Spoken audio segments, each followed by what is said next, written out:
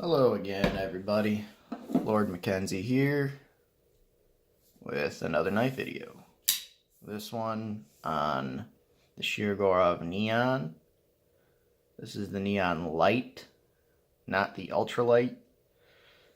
The distinction there is going to be the backspacer versus a standoff. Ultralight's going to be just a little bit lighter, but I'm a fan for the backspacer instead of the standoff. So that's why I went with this one. First and foremost, I'm going to do a size comparison. This is the Chris Reeve Small Sebenza 21. So it's just a little bit larger than the Small Sebenza.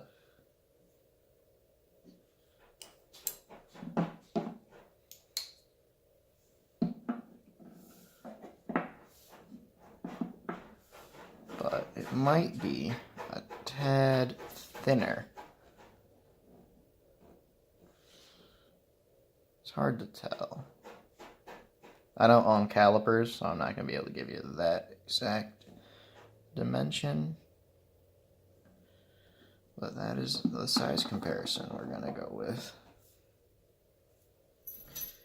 Alright.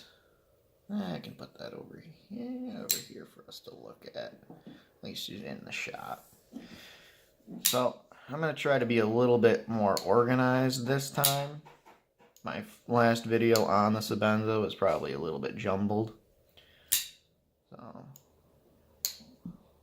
let's be organized about this. Let's start off with what I like about the knife.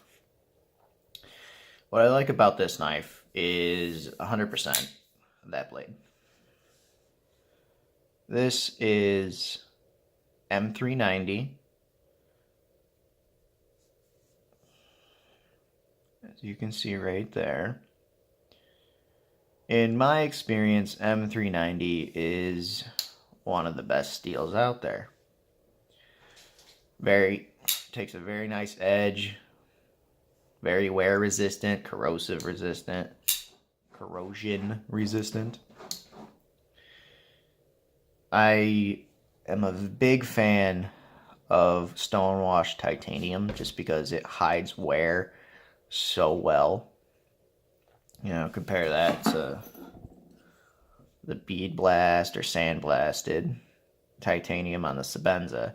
You see all those snail trails, and this is a relatively clean Sebenza. You know, you can get some that get so scratched up. I usually don't carry anything else than my knife in my front right pocket, so I try to keep them from scraping up against whatever else I have in my pocket all day. So, knife only, front right. I think the size of this knife is pretty perfect, in my opinion. I don't have huge hands. I wear a medium-sized glove. But, yeah, the size is perfect. It doesn't have, like, a crazy big flipper tab either, which is nice. When you have the knife in your pocket, looks like you got about that much sticking out, which is fine with me. You know, you don't need to have a crazy deep pocket clip as long as it works and you can still grab the knife to extract it. It's a good clip. It's a milled titanium clip opposed to the Sebenza has the spring clip. Still a good clip, but I kind of like a milled clip better, especially if they do it well, which this one is done well. It's a beautiful clip. Even the little milling they have on it, they just make it look good. They have an integrated lanyard hole in the back strap, or backspacer, which is kind of cool. I wish a lot of other companies would do their lanyard holes like that instead of having just a big old hole right on the bottom. I think Spyderco was guilty of that, especially with the PM3. So then they got to move their pocket clip holes all the way down here. So it's got like a huge iceberg sticking out of the pocket. So that's done very well. What I don't love about this knife is, first and foremost, the free spinning pivot. I kinda hate that. I wish they just had a little shelf on this side that would hold that in place, because getting this thing apart was such a pain in the ass. They had to have Loctited it. It was horrible. As you can see, I kind of marred that screw up just a little bit. This one was fine. It came out a lot easier, but this guy was a pain. Finally got it out, though. Another thing that's a little bit irritating about the pivot is they're free bearings in there. So when you finally get it apart, you got to make sure you do it in a bin or something that can catch all those bearings so you don't end up losing them. This came with stainless steel bearings, which weren't bad. I upgraded it to ceramic, and the knife is a lot smoother that way. It's more drop shut, if that's what you're after. Ceramic definitely helps that. Another thing that's kind of interesting, I'm not sure if it's bad per se, but the lockup is pretty much as late as it can get. No blade play, centered, and pretty drop shutty. But if you look at it, it's got this, I don't know if you can really see it, but there's this little shelf on this side of the lock bar, and that shelf is like an L, and it cups the blade so it can't go any farther. So if that little shelf wasn't there, this lock bar could travel more in that direction and eventually maybe hit this scale. However, that shelf prevents it from moving any farther. So this titanium shouldn't wear anymore. It should lock up like this every time.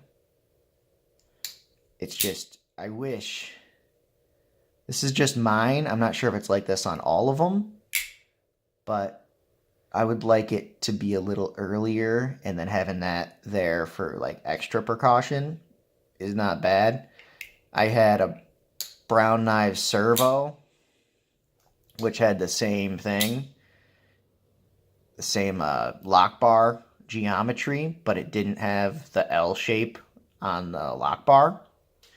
So if you actually held the knife and gave it a little bit of a grip, this scale, or the lock, would actually travel more that way, and it actually touched the other side. And I was worried. I contacted him, and I'm like, hey, Craig, is this normal? And he said, yeah, companies like Shirogorov, it'll move. He recommended not letting it go from side to side, but it just happened with gripping the knife. So I was a little surprised. But I digress. We are talking about Shirogorov NeOn.